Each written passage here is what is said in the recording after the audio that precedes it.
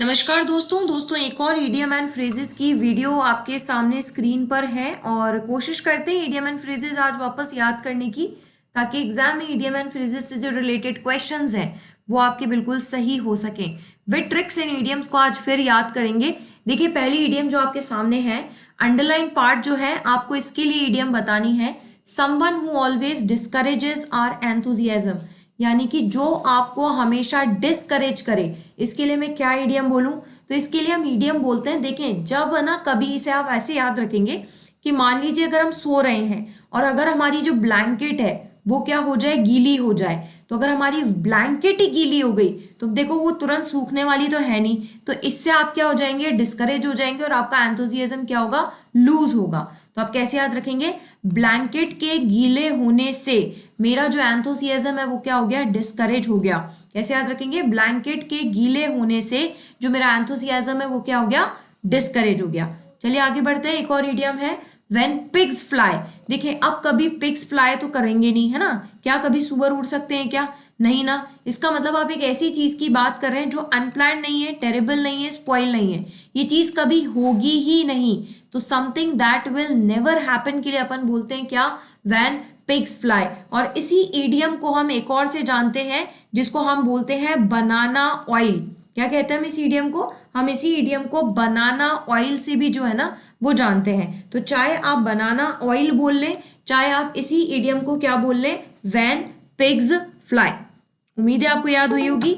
चलिए, तो when pigs fly यानी something that will never happen. चलिए आगे बढ़ते हैं। नेक्स्ट एक और इडियम है, flies of at a tangent. Now flies of at a tangent का मतलब है, जैसे है ना मैथ्स में होता है ना कि मान लीजिए ये सर्कल है और मैंने सर्किल के लिए टेंजेंट ड्रॉ की है। इसका मतलब जब कोई चीज इस टेंजेंट से यानी इस लाइन से क्या हो जाए, बाहर हो जाए। तो जब कोई चीज लाइन से ही बाहर हो जाएगी यानी कि आप क्या करना चालू करते हो, आप मुद्दे की बात से अलग हट गए हो।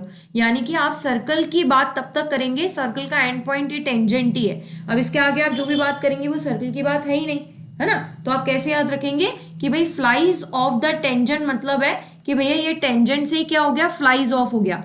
फ्लाइज ऑफ मतलब भैया टॉपिक से ही क्या हो गया, भटक गया है। तो something start discussing something irrelevant, यानी आप कैसी चीज पर बात करना स्टार्ट कर दी हो मेरे से, इररेलेवेंट चीजों पर आपने मेरे से बात करना स्टार्ट कर दिया है। चलिए आगे बढ़ते हैं। नेक्स्ट ये बोल रहा है, I can not call him directly as I have lost his support. भैया मैं उसे डायरेक्टली बात नहीं कर सकता क्योंकि मैंने उसका क्या खो दिया है, सपोर्ट खो दिया है ना। अगर सपोर्ट खो दिया है मतलब अब वो आपका फेवर नहीं करेगा, है ना? जब कोई हमारा सपोर्ट छोड़ देता है तो वो हमारा फेवर नहीं करता, यानी कि अब मैं उसके फेवर से बाहर हूं, I am out of favour with him.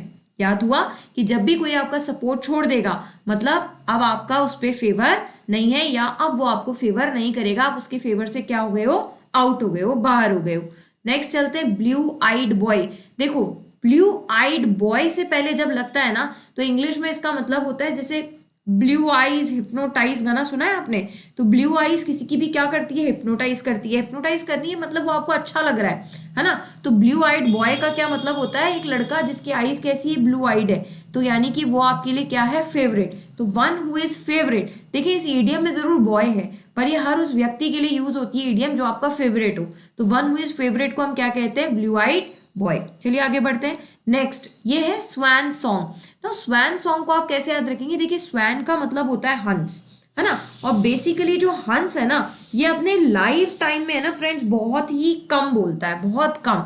और ये जब है ना हंस गाना गाने लग जाता है ना तो इसका मतलब है कि इस हंस का है ना एंड टाइम आ गया है, यानी कि अब इसकी जो डेथ है ये क्या है, बहुत ज्यादा नियर है। तो आप इसको ऐसे याद रखोगे, जब भी कोई ऑथर या कोई भी परफॉर्मर अपनी लास्ट परफॉर्मेंस देता है इसका मतलब वो क्या कर रहा है, स्वैन सॉन्ग कर रहा है। यानी स्वैन जब अपनी सॉन्ग गाने लग जाए इसका मतलब वो अपनी क्या परफॉर्मेंस दे रहा है, लास्ट, यानी वो कुछ ही दिनों का मेहमान है ना, उसके कुछ ही दिन बाकी है। तो स्वैन अगर गाने लग जाता है तो वो स्वैन की क्या मानी जाती है, लास्ट स्टेज, यानी कि लास्ट परफॉर्मेंस मानी जाती है।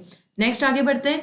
ये मुझसे बोल रहा है एक्सट्रीम डिप्रेशन में यदि हम चले जाएं तो एक्सट्रीम डिप्रेशन के लिए आप ईडियम बोलते हैं इन द डॉल्ड्रम्स। अब इस ईडियम को कैसे याद रखेंगे, यदि मेरी डॉल जो है ना वो ड्रम में बंद हो गई है तो मुझे इससे क्या होगा, एक्सट्रीम डिप्रेशन होगा, है ना, मैं डिप्रेशन में चले जाऊंगी दुख के मारे। तो मैं क्या बोलूं, यदि किसी की डॉल या यदि मेरी डॉल कहाँ बंद हो गई है, ड्रम में, तो मुझे क्या, मैं एक्सट्रीम डिप्रेशन में चली जाऊंगी दुख के कारण। याद हुआ?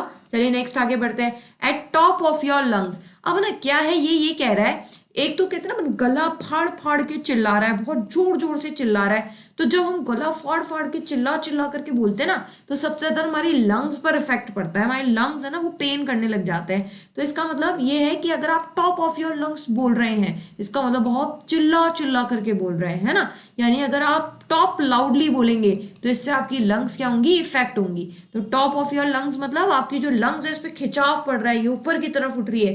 क्यों? क्योंकि आप बहुत चिल्ला चिल्ला करके बोल रहे हैं। तो eight top of your lungs को कैसे याद रखें, लंग्स का टॉप होना मतलब बहुत तेज तेज चिल्ला करके बोलना। नेक्स्ट आगे बढ़ते हैं, पिन मनी। ना पिन देखिए, अब जो सेफ्टी पिन या कोई सी भी पिन होती है, उसका जो पॉइंट होता है, पिन पॉइंट है ना, वो कितना बारीक होता है, कितना छोटा सा होता है ना। तो वैसे ये जो मनी है ये किसके जैसे हैं, पिन के जैसे हैं। पिन के जैसे हैं मतलब बहुत छोटा अमाउंट मनी का। तो small amount of money is known as pin money. कैसे याद रखेंगे, पिन की जो नोक होती है वो बहुत छोटी होती है ना, तो वैसे जो मनी है वो कैसा है, पिन के जैसा, यानी बहुत कम अमाउंट में जो ये है मनी है। चलिए आगे बढ़ते हैं। ग्नैश्ड हिज डेथ। ना ग्नैश्ड हिज डेथ का मतलब है कि है ना आप बहुत ज्यादा एंगर में है, रेज में है ना, गुस्से से भरे हुए हैं। आप कैसे याद रखेंगे, देखना जब कोई इंसान बहुत ज्यादा गुस्सा करता है ना, तो अपने दांतों को बीच लेता है ना, दांत जो है ना उसके वो बिल्कुल ऐसे बीच करके गुस्सा करता है। तो वो ग्नैश्ड हिज टीथ का क्या मतलब होता है, एक्सप्रेस, जो अपनी एक्सप्रेस क्या कर रहा है, अपनी रेज बाहर निकाल रहा है, अपना गुस्सा बाहर निकल रहा है दांत बीच बीच के, है ना। तो वो अपने दांत बीच करके क्या कर रहा है, अपना गुस्सा या अपना दुख या अपना कुछ भी चीज जो है वो प्रकट कर रहा है। तो एक्सप्रेस क्या कर रहा है, अपनी रेज, अपना गुस्सा प्रकट कर रहा है। Next, like a bat out of hello. देखो अब इसे कैसे याद रखोगे, जब है ना किसी का बल्ला जोर जोर से चलने लग जाए क्रिकेट में, पागलों की तरह से इधर उधर शॉट पड़ने लग जाए, तो फिर ये बोलते हैं सामने वाले का तो हेल आ गया। हेल मतलब भैया अब तो तू गया, है ना। तो जब किसी का बैट बहुत फास्ट चलने लग जाए, वाइडली के जैसे चलने लग जाए, तो भैया सामने वाले प्लेयर किस में चला जाता है, हेल में चला जाता है, यानी बॉलर की तो हालत खराब। तो जब किसी का बैट बहुत फास्ट चलने लग जाए, वाइडली चलने लग जाए, कैसे याद रखेंगे कि भैया वो बॉलर कहाँ चला गया, हेल। तो like a bat out of hello मतलब बहुत तेजी से पड़ रहा है और बहुत वाइल्डली जो है वो बैट पड़ रहा है। तो जब कोई चीज बहुत तेज होती है, बहुत वाइल्ड तरीके से होती है, तभी ईडीएम यूज करते हैं, like a bat out of hell. तो राइट आंसर क्या हुआ, वेरी फास्ट एंड वाइल्डली। आगे बढ़ते हैं, caught in a time warp. अब नाउ टाइम रैप का मतलब है आपने ना टाइम को ही क्या कर दिया है, रैप कर दिया है। रैप होता है ना कागज में रैप कर देना, तो आपने टाइम को ही क्या कर दिया है, रैप कर दिया है। अब अगर आपने टाइम को रैप कर दिया है तो हर चीज क्या हो जाएगी, रुक जाएगी। और जब हर चीज रुक गई तो कुछ भी चेंज नहीं होगा। तो जब पास्ट से, है ना, जब पास्ट से कुछ भी चीज चेंज ना हो, बिल्कुल वैसी की वैसी रहे, तब अपन क्या कहते हैं, caught in a time warp. कैसे याद रखेंगे, जब मैंने टाइम को ही क्या कर दिया, रैप कर दिया और उसको पकड़ के रख लिया रैप करके, है ना, तो इसका मतलब अब कोई भी चीज चेंज नहीं होगी, क्योंकि टाइम ही आगे नहीं बढ़ रहा ना, आपने टाइम को रैप कर दिया। तो कैसे याद रखेंगे, अगर मैं टाइम को ही रैप कर दूं, पकड़ लूं, तो इसका मतलब कुछ भी चीज अब चेंज नहीं होगी, उसी में भी बदलाव नहीं होगा। तो जब पास से कोई चीज वैसी की वैसी चली आ रही होती है, उसमें कोई चेंज नहीं होता, तब हम ये इडियम यूज करते हैं। चलिए आगे बढ़ते हैं, ब्रॉट टू लाइट। देखो कोई चीज अंधेरे में होती है ना तो छुपी हुई होती है, पता नहीं होता क्या हो रहा है, लेकिन जब लाइट आ जाती है तुरंत, तो वो चीज क्या हो जाती है, उजागर हो जाती है। तो यानी कोई छुपी हुई चीज जब डिस्क्लोज हो जाए, उजागर हो जाए, तब हम क्या बोलते हैं, ब्रॉट टू लाइट, यानी कि पर्दे के सामने आ गई है भाई, उजागर हो गई है, लाइट के सामने आ गई है। आगे आते हैं, होल्ड योर हॉर्सेस। ना होल्ड योर हॉर्सेस का मतलब होता है, एक तो अपन कहते हैं ना घोड़े के जैसे तेज तेज दिमाग चलाओ, और ये कह रहा है आप अपने घोड़ों को पकड़ के रखो, यानी कि आप क्या रखो, पेशेंस रखो यार, सब होगा, सब अच्छा होगा। तो बी पेशेंट के लिए हम ये बोलते हैं होल्ड योर हॉर्सेस, यानी अपने घोड़े पकड़ के रखो। घोड़े पकड़ के रखो मतलब अपनी लगाम पकड़ के रखो, है ना, अपने आप को इतनी तेज तेज मत भगाओ, पकड़ के रखो, पेशेंस रखो, ध्यान से रखो, है ना, ये कहलाता है होल्ड योर हॉर्सेस। आगे बढ़ते हैं, हॉर्नेस्ट नेस्ट। ना हॉर्नेस्ट है ना एक तरीके से एक इंसेक्ट है। क्या है ये, हॉर्नेस्ट एक इंसेक्ट है। और ये हॉर्नेस्ट जो इंसेक्ट है ना, ये जो इसका नेस्ट होता है ना, जैसे मधुमक्खी का छत्ता नहीं होता, मधुमक्खी का छत्ता कैसा दिखता है, ऐसा लगता है ना बहुत भीड़ भड़ाका है, कुछ जगह ही नहीं है एकदम, है ना, तो वैसी जब हजार्डियस सिचुएशन हो जाती है ना, या ट्रबलसम सिचुएशन हो जाती है, उसको हम कहते हैं हॉर्नेस नेस्ट। हॉर्नेस भी है ना मधुमक्खी की जैसा एक इंसेक्ट ही है। तो हॉर्नेस का जो नेस्ट होता है ना, वो कैसा होता है, बहुत ट्रबलसम और हजार्डियस है। हजार्डियस यानी डेंजरस है। मधुमक्खी के छत्ते के पास जाना डेंजरस ही तो है। अगर मधुमक्खी के छत्ते की सिचुएशन में फंस गए तो इसका मतलब वो सिचुएशन कैसी हो गई, ट्रबलसम ही हो गई ना। तो वैसे ही हॉर्नेस के नेस्ट में अगर हम फंस गए तो वो सिचुएशन हमारे लिए कैसी हो गई, ट्रबलसम या हजार्डियस। नेक्स्ट चलते हैं, रेजिंग आवर हैंड्स। आप अपने हाथ खड़े कर रहे हो क्या बताने के लिए, या तो वोट में हो, फॉर में, या फिर क्या हो, अगेंस्ट में हो। तो यानी रेजिंग आवर हैंड्स का मतलब ये है, कई बार क्या होता है अपन हाथ खड़े करते हैं, शो ऑफ हैंड्स। आप हाथ खड़े करके या तो हाँ बोलते हो या तो आप ना बोलते हो। अगर मैं आपसे पूछूं ऐसा होना चाहिए, अगर आपने हाथ खड़ा किया मतलब आप हाँ बोल रहे हो। मैंने ऐसा कहा ऐसा नहीं होना चाहिए, फिर आपने हाथ खड़ा किया मतलब आप नहीं बोल रहे हो। तो आपके हाथों को दिखा करके आप किसी में भी वोट फॉर या वोट अगेंस्ट का ही सिंबल देते हैं, आप इंडिकेट करते हैं हाथ खड़ा करके कि आप वोट फॉर में है या वोट अगेंस्ट में है। फिर आगे बढ़ते हैं। नेक्स्ट ये बोल रहा है वेटिंग एंग्शियसली, पागलों की तरह किसी का इंतजार करना, है ना, उसको कहते हैं on pins and needles. Now अभी एक इडियम अपन ने की थी पिन मनी, तब मैंने आपको बताया था पिन की नोक के जैसे मनी, यानी बहुत कम मनी।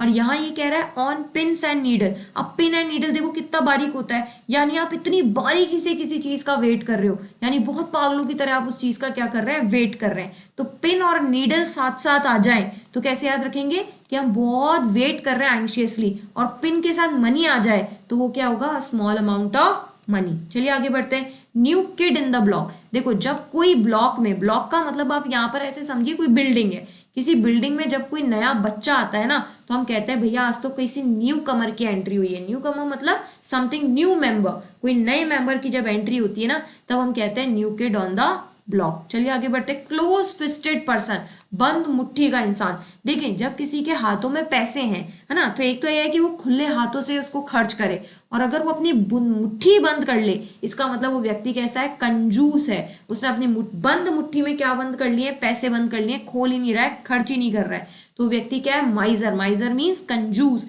तो क्लोज फिस्टेड पर्सन जो होता है ना, वो क्या होता है, कंजूस होता है। उसने अपनी फिस्ट में यानी अपनी मुट्ठी में ही पैसे क्या कर लिए हैं, बंद कर लिए हैं।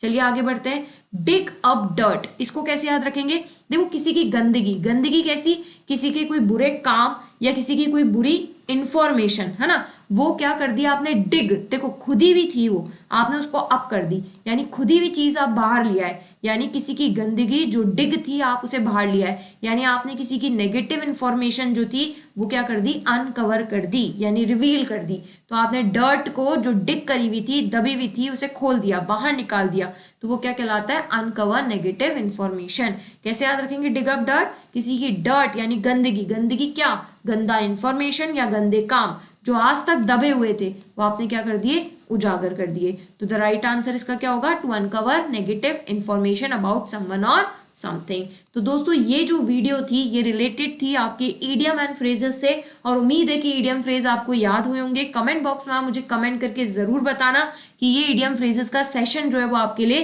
कैसा रहा। आगे और भी ऐसे वोकैबुलरी से रिलेटेड इडियम्स आपको और मिलती रहेंगी।